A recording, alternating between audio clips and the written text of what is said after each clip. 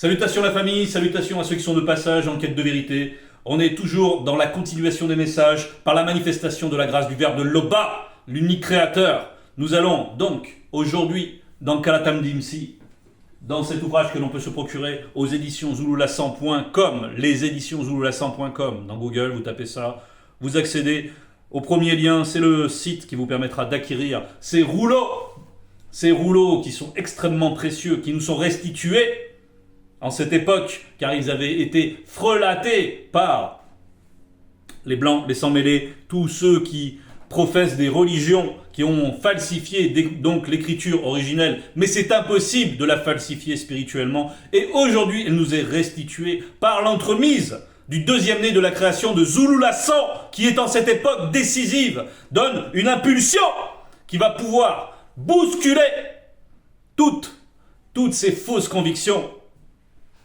Et donc aujourd'hui nous allons dans Sangwaboam, Tobit dans les versions, dans les éditions, dans les versions de ce siècle, donc dans les ouvrages tels que les Bibles, Tobit, Sangwaboam. Donc ça, Tobit, c'est le nom altéré. Mais le nom originel, c'est Sangwaboam. Bien. Nous allons au chapitre 2. Moi, Sangwaboam, je devins aveugle. Moi, Sangwaboam, je devins aveugle. On va présenter un tout petit peu Sangwaboam. Sangwaboam, c'était un initié, c'est un initié car il est vivant. Il fait partie des vivants. Et donc, durant son existence dans le visible, il a été particulièrement abondant en bonnes œuvres, en aumônes, en charité, en attention envers ses frères. Il partageait très volontiers ses biens. Il prenait soin du corps physique de ses semblables spirituels, c'est-à-dire donc de ceux qui aiment le Verbe de Loba. Ça, c'est très important. Tous ces bienfaits étaient premièrement orientés vers ceux qui avaient l'amour du Verbe de Loba. Et nous aussi, il faut que nous ayons ce discernement dans les bienfaits lorsque il nous est donné de les pratiquer. D'abord, on pense à la famille spirituelle. D'abord, on pense à la famille spirituelle et la solidarité qu'on doit avoir entre nous dans le visible, qui est le reflet de l'amour que nous avons, des sentiments authentiques qui sont inspirés par le Mundi Musangi. Donc, ça va se traduire dans des actes, dans des bonnes œuvres. Bien. Sangwaboam était donc particulièrement versé en cela. Et il a aussi connu des périodes d'abondance et des périodes moins fastes. Et en tout cela, il a continué à pratiquer le bien selon l'enseignement qu'il a reçu. Bien. Au verset 1, il nous est dit « Sous le règne d'Ibakin Domé, je revins donc chez moi à Difum et me retrouvai avec ma femme Nunabisabé et mon fils Nyengenye durant la nuit. On m'avait préparé un excellent repas. Je m'installai pour manger et on m'apporta sur la table beaucoup de bonnes choses. » Donc là, il est retourné dans sa ville natale et il est retourné sans avoir beaucoup de biens. Et là, il a l'occasion de faire un bon repas. Il a dû laisser ses biens quand il est revenu vers sa ville natale. Mais là, il a l'occasion de se réjouir à travers un bon repas. Il s'en satisfait. Plus tard, après avoir fini de manger, durant cette nuit-là, je pris un bain. Je sortis dans ma cour et je me couchai le long du mur de la cour, le visage découvert à cause de la chaleur. Je ne savais pas que les moineaux logeaient dans le trou du mur, au-dessus de moi. Leurs fientes toutes chaudes me tombèrent dans les yeux à cause d'une porte d'entrée et y provoquèrent des taches blanches. Bien. Là, il nous est dit quelque chose d'important. Il lui arrive quelque chose, donc, ce que certains vont appeler une mésaventure. Une mésaventure, c'est donc, il y a eu une porte d'entrée. Une porte d'entrée, ça va se concrétiser dans une circonstance. Il y a une circonstance qui advient et qui lui cause un malheur. Et ce malheur, c'est donc cette chose qui peut paraître anodine. On s'allonge et soudainement, il nous arrive quelque chose. Et donc cette fiente vient entacher les yeux. On va voir le résultat. J'allais voir aussitôt des médecins pour me faire soigner, mais plus ils m'appliquaient de remèdes, plus les taches blanches m'aveuglaient, et je finis par perdre complètement la vue. Je suis resté aveugle durant 40 jours. Je suis resté aveugle durant 40 jours. Donc, ici, par l'effet d'une circonstance, Sangwabwam perd la vue. Nous savons que perdre la vue, ça va traduire aussi quelque chose qu'on n'a pas vu spirituellement. Ce qui nous arrive dans le physique, c'est aussi le reflet de quelque chose. C'est-à-dire qu'il y a quelque chose qu'on a jusqu'ici, on n'a pas correctement apprécié spirituellement. Et ça ouvre une brèche. Et ici, c'est la vue physique qui est touchée. Les gens de ma parenté me plaignaient. Dibiye s'occupa de moi pendant 20 jours jusqu'à son départ pour le royaume de Dibenga, dans le territoire de Wasetjedo. Donc Dibiye, c'est son neveu, qui avait une position avantageuse dans le royaume, mais il a aussi des tâches à accomplir, puisqu'il sert directement à la monarchie. Et donc, il est appelé à partir. Dibiye, en fidèle neveu, a pris soin de son oncle lorsqu'il en a eu besoin. Mais toutefois, il doit aussi accomplir ses devoirs vis-à-vis de la monarchie. Donc, Dibiye avait déjà aussi fait en sorte que Sangwabwam puisse rentrer en sécurité chez lui. Il a été bienveillant à divers égards. Donc, à ce stade, on va voir ce qui se passe. À ce moment-là, ma femme, nous, Namisabé, dut gagner notre vie en faisant comme d'autres femmes, des travaux de tissage, non point pour les cheveux. On précise ici non point pour les cheveux, parce que nous savons que c'est une aberration de tous les rajouts, tous les tissages, tous les rajouts, tous les faux cheveux. Le faux, c'est le contraire de ce qui est vrai. C'est quelque chose de trompeur. C'est quelque chose de mensonger. Donc, ces tissages qu'on ajoute aux cheveux ici, faut bien, on spécifie quand même, c'est quelque chose de mauvais, de mensonger, et qui va contre la loi du verbe de Loba. Et il faut se défaire de ce genre d'atour lorsqu'on est dans la sanctification. Bien, c'était une parenthèse. Donc on voit ici que la femme de Sangwabwam est appelée à faire des travaux difficiles. Les travaux de tissage, c'est long, c'est fatigant, et elle est obligée de faire cela pour faire vivre son foyer, parce que donc son mari se retrouve dans l'incapacité de tirer lui-même des revenus aussi, et elle doit donc retourner à un stade difficile, et c'est toujours, on sait que c'est toujours difficile de diminuer son train de vie et de devoir être dans des labeurs durs, alors qu'on pensait qu'on n'allait plus jamais avoir affaire à cela. Mettons qu'on ait une position, nous, en tant que non-initiés graciés ou graciés, on a une position, on a un travail dans un bureau, c'est confortable, et d'un coup on nous dit, on perd notre emploi, et on se retrouve à devoir aller faire des travaux sur les chantiers, quand on a déjà un peu d'âge. Et c'est dur, hein. C'est très dur. Mentalement, c'est déjà très dur d'accepter, mais bon, on y va parce que il faut y aller. Et c'est ce que fait la femme. Donc, la femme de Sangwabwam manifeste ici la vertu et le courage. Et la solidarité envers son mari. Donc, elle, c'est nous, Namisabé, elle les livrait à ceux qui les commandaient, et eux la payaient. Donc, ses ouvrages, ses tissages. Or, elle termina une pièce qu'elle alla livrer à ses clients. On lui donna le prix convenu et en plus un bon chevreau. Donc quelqu'un a manifesté une générosité à son égard et a reconnu, on va dire, la valeur de son travail et a voulu ajouter une prime, en quelque sorte. Et ce prime, c'était un chevreau. C'était sous forme nature. On dit un avantage en nature. C'était donc un chevreau. Bien. Donc, on va voir ce qui se passe ensuite avec ce chevreau. En entrant chez moi, donc là c'est Sangwabwam qui s'exprime, le chevreau se mit à bêler. J'ai appelé ma femme et lui demandé d'où vient ce chevreau. N'a-t-il pas été volé? Rends-le à ses propriétaires. Nous n'avons pas le droit de manger une chose volée. Et là, il y a il y a une nouvelle circonstance qui vient se greffer à la situation. Là, il y a quelque chose, il y a une autre porte. Là, on voit plus quelle peut être la brèche qui a amené Sangwabwam à vivre ces circonstances malheureuses. Malgré son zèle dans les bonnes œuvres, il faut voir ce que vit ici Sangwabwam. Et ici, il faut aussi se projeter, nous, dans notre marche spirituelle et se comparer dans nos marches. Parce que ce qu'a vécu Sangwabwam, c'est pour nous enseigner.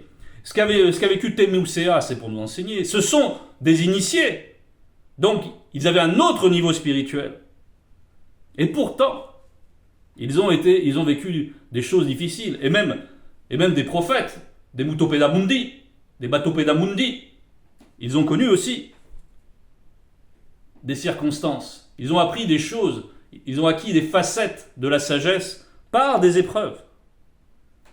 Donc nous, quand on a des épreuves, et qu'on se dit, mais j'ai bien œuvré, j'ai fait beaucoup d'aumônes, oui, c'est bien, c'est excellent. Mais pour vraiment être dans la perfection, parce que le Verbe nous amène à la perfection. Le Verbe veut nous amener à la perfection. Et le Verbe parle cependant tantôt d'une manière, tantôt d'une autre. Et le non-initié n'y prend point garde. Et nous devons prendre garde quand le Verbe s'exprime, quand on nous enseigne. Là, ce qu'il se passe, c'est dans le couple de Sangoabouab et de sa femme. Et donc, il y a une circonstance particulière, il y a une brèche précise. Or, Mouledi nous a donné 2 messages concernant la vie de couple, concernant l'action des démons dans le couple. Et nous devons fermer les portes qui peuvent donner accès à ces circonstances dans notre couple.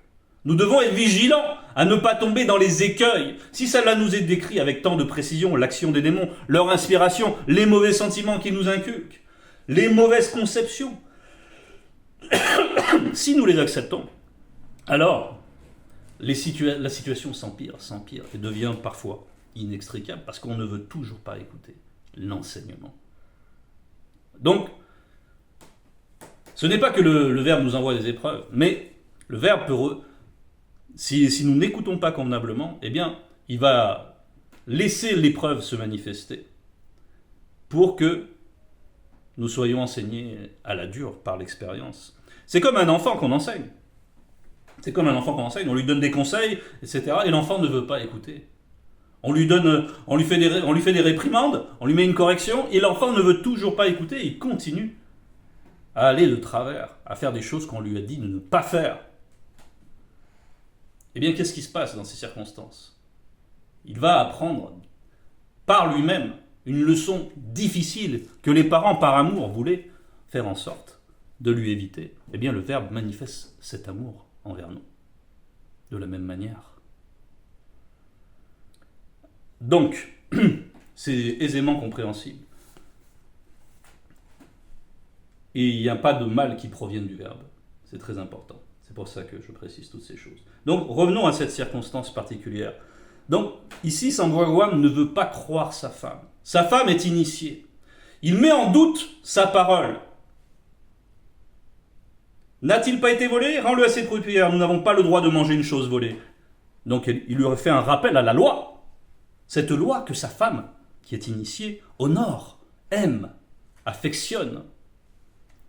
Voilà ce que répond sa femme. « Mais c'est un cadeau qu'on a ajouté à mon salaire, répondit-elle. » Avec le point d'exclamation. Je ne la crus pas.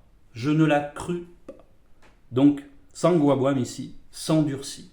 Il ne veut pas se fier à la parole de sa femme, qui pourtant aime la vérité, aime l'Oba, qui pourtant est sincère. Eh bien, Sangoabouab, ici, il décide de ne pas croire sa femme. Et quelle image il renvoie à sa femme ? Quelle image il renvoie à sa femme ? J'insistais pour qu'elle rende le chevreau au propriétaire. À cause de cela, je m'irritais contre elle. Il va même jusqu'à s'irriter contre elle. Il préfère se convaincre que sa femme a commis une faute, plutôt que devoir s'examiner. Peut-être pourquoi il en est là, peut-être pourquoi il vit cette épreuve. Parce que c'est ce qu'on doit faire lorsque nous vivons une épreuve. Nous devons demander de l'aide déjà, pour y voir clair, pour pouvoir voir qu'est-ce qui nous a amenés là, dans cette situation, et ensuite manifester la confiance. Et ensuite manifester ce qu'il faut pour corriger, si cela nous est donné, pour corriger correctement. Et de toute façon, le Verbe de l'Oba est fidèle. Il fera en sorte, si nous sommes sincères dans notre démarche, il fera en sorte que nous puissions voir pourquoi on en est là. Mais au lieu de faire cela, Sangoabouab préfère pointer sa femme. Tandis que Elle est dans une situation psychologiquement difficile, où elle doit travailler durement. Et ce chevreau représentait en même temps une consolation et une reconnaissance de son mérite.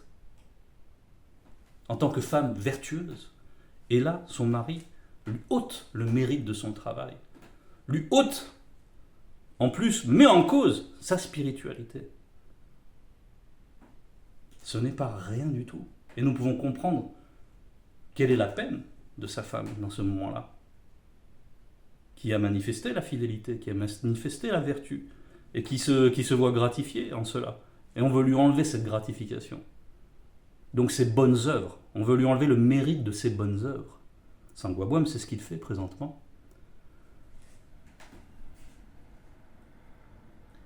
Et en plus, il s'irrite contre elle. Donc on va voir quelque chose là présentement. On va prendre un passage qui va nous éclairer. C'est dans la démonologie. J'espère qu'on verra bien l'image. Voilà. Démonologie, étude interdite de la science du démon. Et donc on va, parallèlement donc à ce qui a été fait par notre Mouledi, on va rappeler un petit peu ces passages. Divergence d'opinion de l'homme envers sa femme. Donc c'est à la page 64. On va prendre à partir du verset 219. Dans le couple, les démons de circonstance manifestent une ambiance désagréable. Les démons de circonstance manifestent une ambiance désagréable. Antipathique, déplaisante, irritante. On retrouve l'irritation. Désagréable. Et ensuite, on va nous préciser au verset 220, quand le démon de circonstance attaque un homme qui est en couple avec une femme, cet homme commence à être en désaccord avec sa femme. C'est ce qu'il a manifesté, un désaccord. Il a commencé par là. À chaque discussion, donc ça c'est dans le temps, à chaque discussion ou altercation avec sa femme, cet homme veut à tout moment avoir raison et avoir le dernier mot. Il ne veut pas écouter les conseils de sa femme, même si ces derniers se trouvent être de bons conseils. Le mari devient de plus en plus désagréable, pénible et déplaisant. Il veut avoir raison pour que soit reconnue sa légitimité. Et à travers son épreuve, l'épreuve qu'il vit, il a l'impression qu'il a perdu une certaine légitimité, une certaine assise qu'il avait dans la spiritualité. C'est pour ça qu'il réagit ainsi. Alors, on n'est pas là pour juger Sangwa-Bwam, mais cela doit nous enseigner.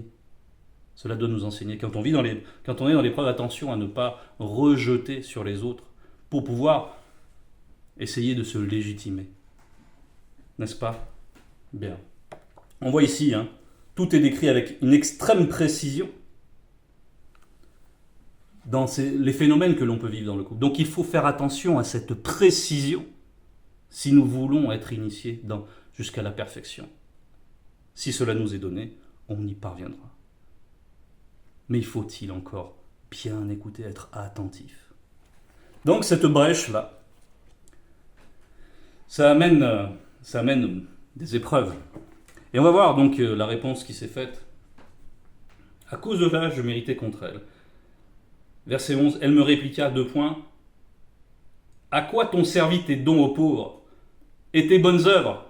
On sait bien ce que cela t'a rapporté. Et là, la réponse de sa femme, elle fait très mal.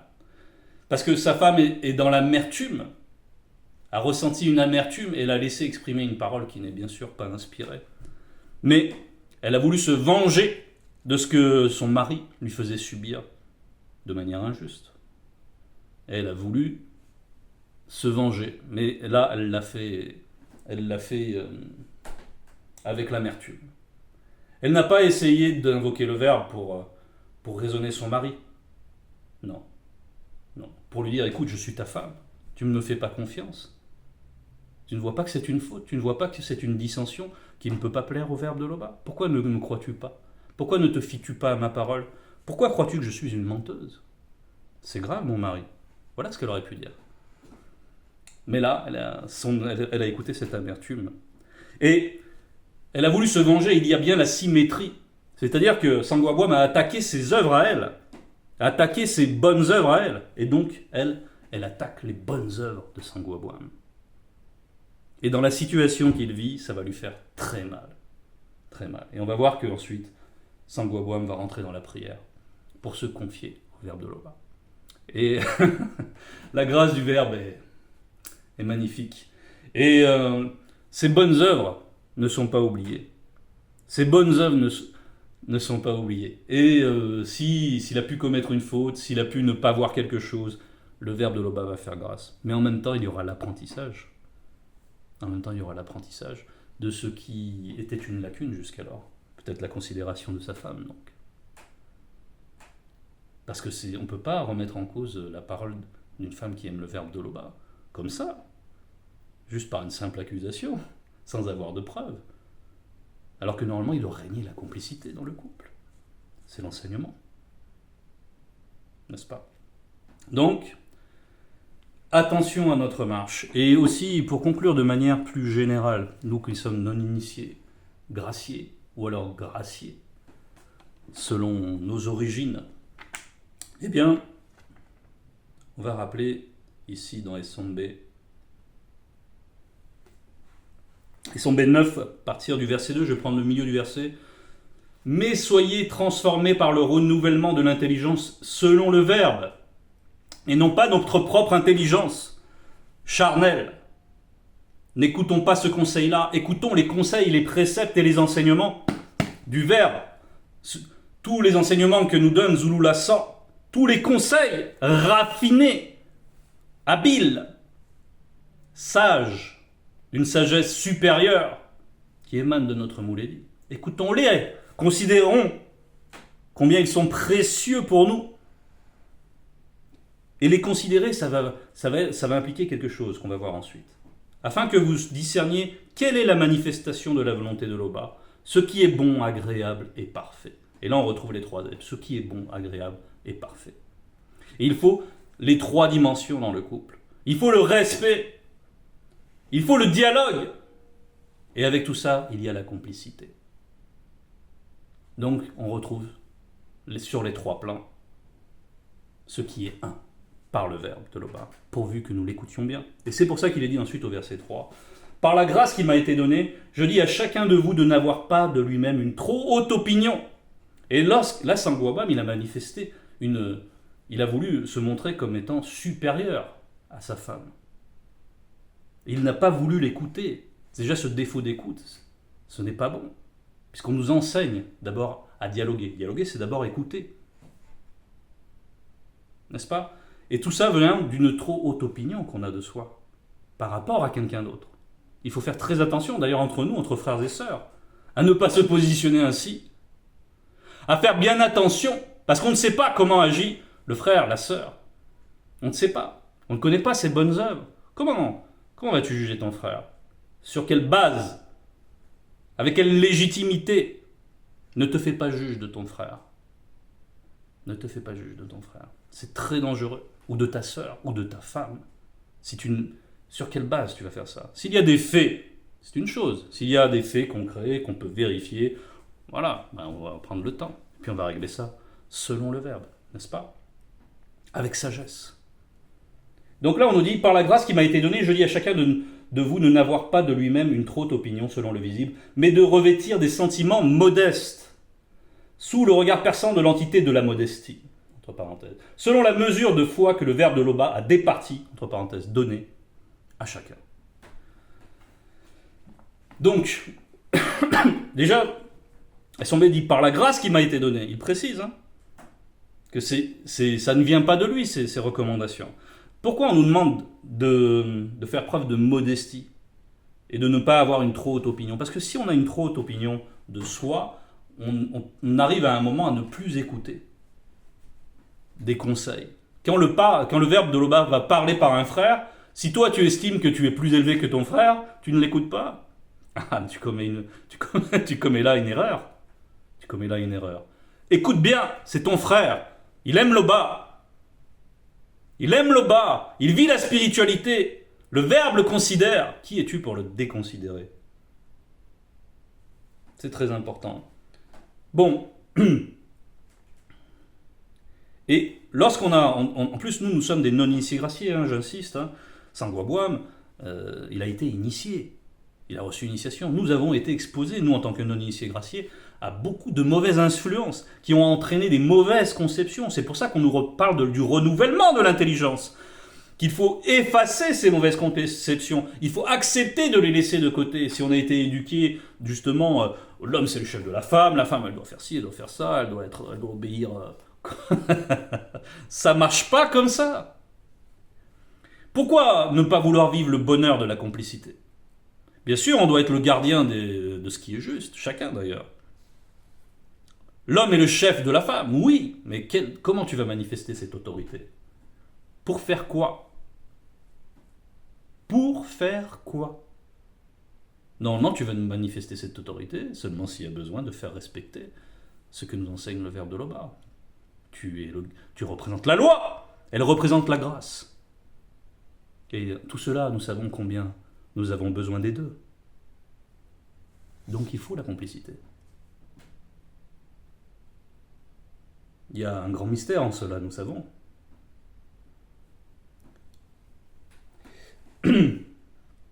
Donc,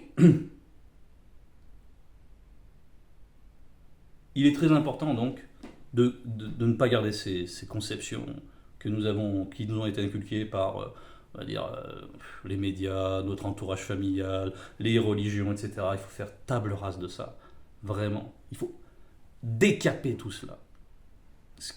Et pour ça, il faut vraiment accepter. Et si on n'a pas cette modestie, on ne le fait, par rapport aux messages qui nous sont donnés, on va pas le faire avec soin. On va pas prendre ça comme il le faut. Et du coup, il va rester des petites semences. Et ces petites semences deviennent des brèches dans le temps. Et ensuite, on apprend à la dure, à travers les épreuves. Quand bien même nous œuvrons bien par ailleurs. Nous avons des bonnes œuvres par ailleurs, comme Sangwa-Boam. Donc, apprenons à bien écouter. On en revient là.